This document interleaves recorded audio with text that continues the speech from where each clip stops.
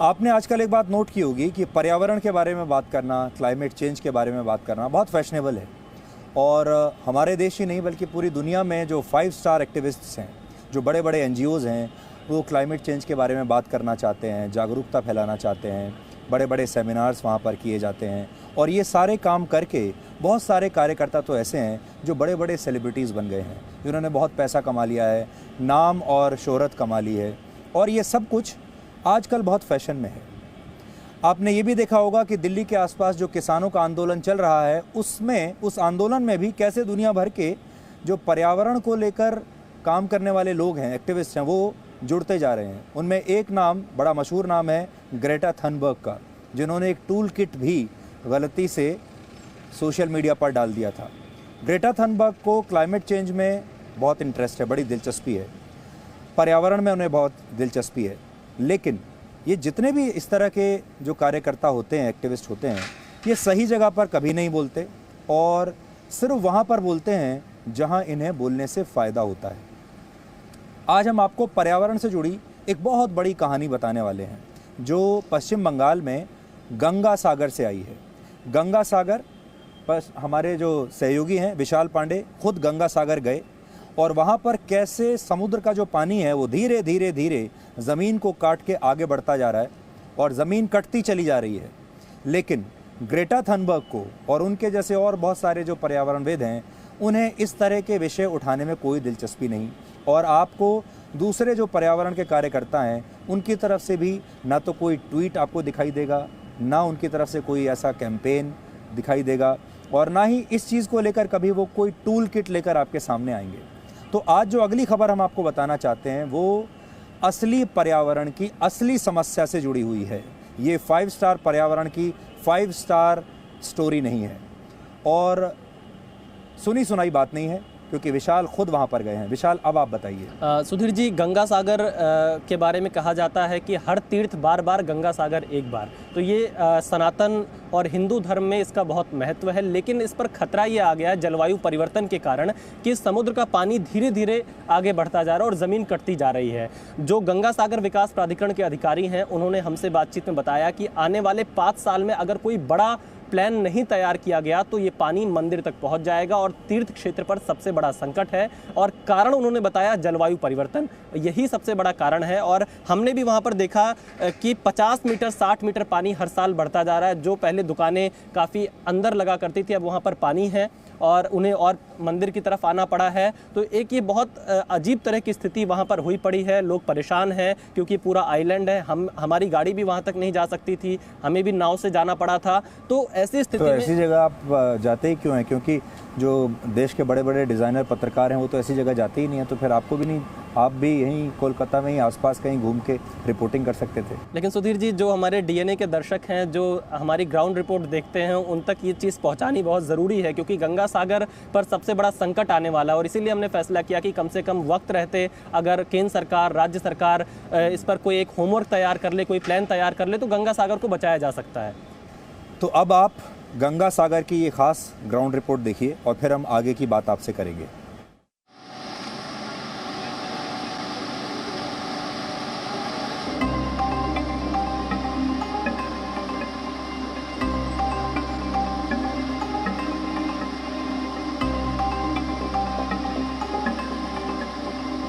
इस वक्त मैं गंगा सागर पर मौजूद हूं। गंगा सागर यानी जहां पर गंगा सागर में आकर मिल जाती है। गंगा सागर में ही कपिल मुनि का मंदिर है और ऐसा कहा जाता है सनातन धर्म में, सब तीर्थ बार बार, गंगा सागर एक बार। इसलिए गंगा सागर का महत्व बहुत ज्यादा है, देश भर के श्रद्धालु यहां पर पहुंचते हैं। ये कपिल मुनि मंदिर है और कपिल मुनि मंदिर के बारे में यह कहा जाता है कि कपिल मुनि ने यहां पर तपस्या की थी, यहां उनका आश्रम हुआ करता था। और इसके पीछे की जो कहानी है, उसके चलते ही यहां श्रद्धालु खास मौकों पर गंगा सागर में डुबकी लगाने आते हैं, मंदिर में दर्शन करते हैं। लेकिन अब इस कपिल मुनि मंदिर पर खतरा मंडरा रहा है। खतरा है समुद्र का बढ़ता जलस्तर, समुद्र के पानी का मंदिर की तरफ बढ़ते हुए जाना, और इन सब का कारण है जलवायु परिवर्तन, ग्लोबल वार्मिंग, जिसके चलते आने वाले 5 सालों में कपिल मुनि मंदिर के अस्तित्व पर सबसे बड़ा खतरा आने वाला है। आज इस ग्राउंड रिपोर्ट में हम आपको दिखाएंगे कि कैसे कपिल मुनि मंदिर को बचाया जा सकता है, और अगर कोई ठोस काम नहीं हुआ तो आने वाले 5 साल में कपिल मुनि मंदिर कैसे खत्म हो सकता है।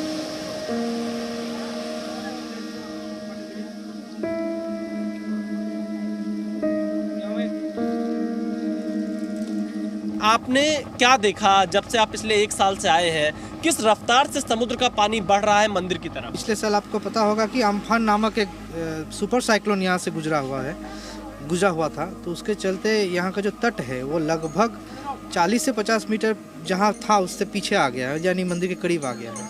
समुद्र का पानी भी काफ़ी बढ़ा हुआ है, तो erosion is a big issue over here. Erosion जो यहाँ पे चल रहा है जिस तरह से पिछले 5, 6 या 10 सालों से, वहाँ सुनने में आया है कि जो मंदिर अभी जिस जगह पे है ये प्राचीन काल में जो मंदिर जहाँ पे था ये उसके 5वीं जगह पे है, तो यानी पिछले का जो 4 जगह है वो उसका सलील समाधि हो गया है। तट पर हम मौजूद हैं, अभी जो मौजूदा तट है, पहले जो दुकानें लगी हुई हैं आप लोग कह रहे थे काफ़ी अंदर लगाते थे, क्या है जरा इसको समझाएंगे, कितना बदलाव आया है यहाँ पर? एक्चुअली हम इधर 3 साल आए हैं।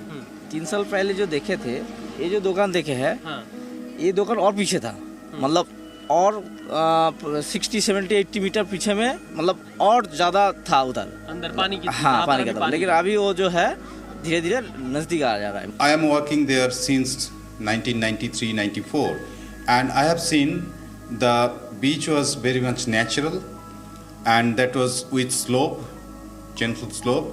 That was the basic character of a natural beach, and there was some sand dunes and some berm near the shore, but human actually altered the entire beach.